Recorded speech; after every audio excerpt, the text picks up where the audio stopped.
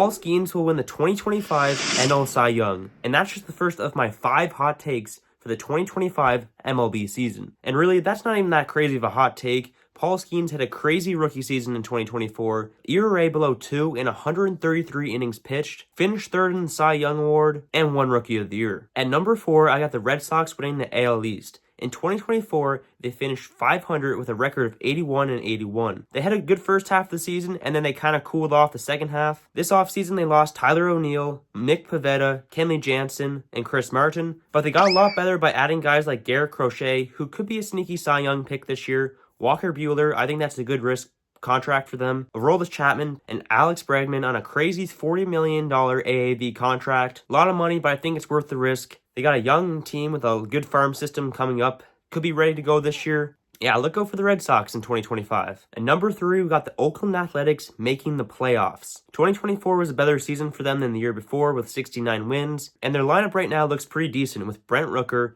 Jordan Butler, JJ Bleday, and Shea Langeliers. And also they got Zach Geloff, who just stole 25 bags. They had a way better offseason than anyone expected.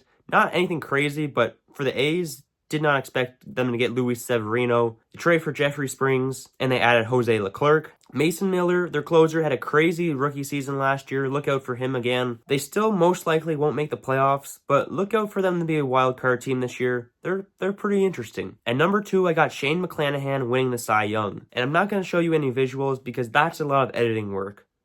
Psych! This isn't 100% trash, this is 100% gold. He missed all of 2024 and is coming off of Tommy John surgery. So far, he's had 3 seasons in the MLB, all with over 110 innings pitched. In 2023, he had a 3.29 ERA, 115 innings pitched, a whip of 1.183, and a 9.5 strikeout per 9. Now, he is on the Rays, so if he wins the Cy Young, I'll add an extra prediction that he gets traded within the next year, because that's just kind of what the Rays do. And fun fact, he's a lot to do with number 28. He'll turn 28 on April 28th. He's a free agent in the year 2028, and he starts opening day versus the Rockies on March 28th. Before we get to number 1, I'll tell you guys, I'm trying to slow down the pacing of my videos, so let me know how you like it. But in the meantime, you should subscribe.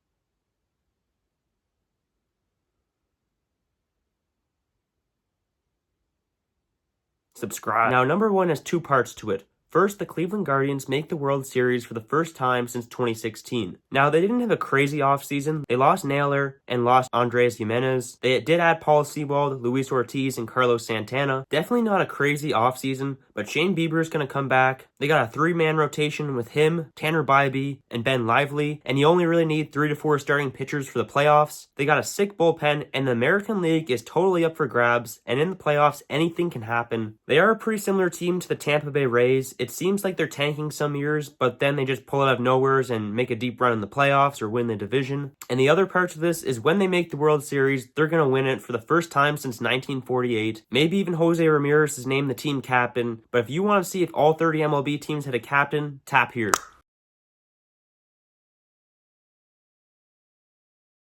Oh, a cactus. I'm gonna touch it. Doink.